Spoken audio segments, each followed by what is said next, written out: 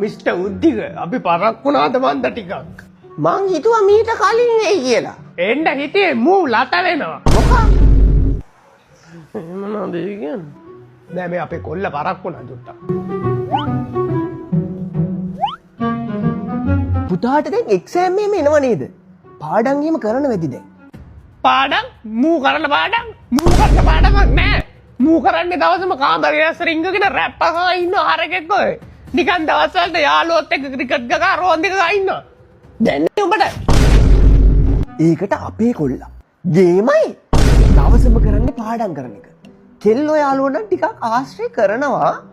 කොල්ලෝ යාළුවෝ නම් ආශ්‍රයක් නෑ වැඩිය. ඉන්නේ අර කසුන් කොල්ලා තමා. ඔය දැනුත් කසුන් කොල්ලා ගෙදර ගිහිල්ලා එන ගමන් කියලා මට කෝල් එකක් දුන්නා. අංකල් ටොයිලට් එක කොහෙද තියෙන්නේ? ඉතින් ගිහිල්ලා ඔබට හැරෙන්න.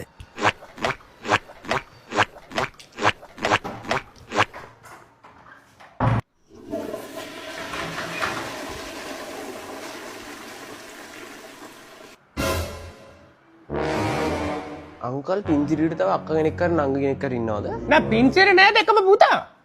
මේ උද්දෙකට ඉන්නේ ඉතින් එක කොල්ලයිනේ. ඈ? එතකොට මේ කාමරේ ගෝනික්කොත් ඉන්නවා. ඊක මෙය අපේ කොල්ලගේ කාමරේනේ. අපේ කොල්ලා එහෙම නෑ. කුණු වර්ප තියෙන සින්දු මුකුත් ආන්නේ හරිම පිළිවෙලයි. අර කොරියාවේ ඉන්නේ කවුද? කොල්ලෝ කට්ටිය. අන්න ඒගොල්ලෝගේ සින්දු අහන්නේ දවසම. දැන් නම් කසුන් පුතාලා ගෙදර ඉඳන් එන්න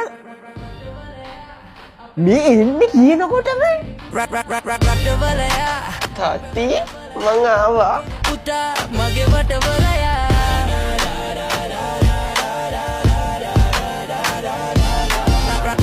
දැන් පුතා ඕ ඉවරලා රට යවනවා කියලා කිව්ව නේද? දැන් ගියාට පස්සේ උයන්නේ එහෙම දන්නවද?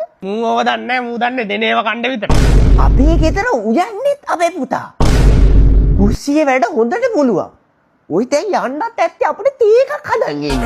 වලයා අපේ වටවලයා අපේ ගෙරේ පුතා තේ ගෙනල්ලා තියෙන ළමයි. අනේ ගන්නයිලා ඉන්නෝ. මේ උද්දිගුතෝ අවංගවට නෑ එන්න එපා. වලයා අපේ වටවලයා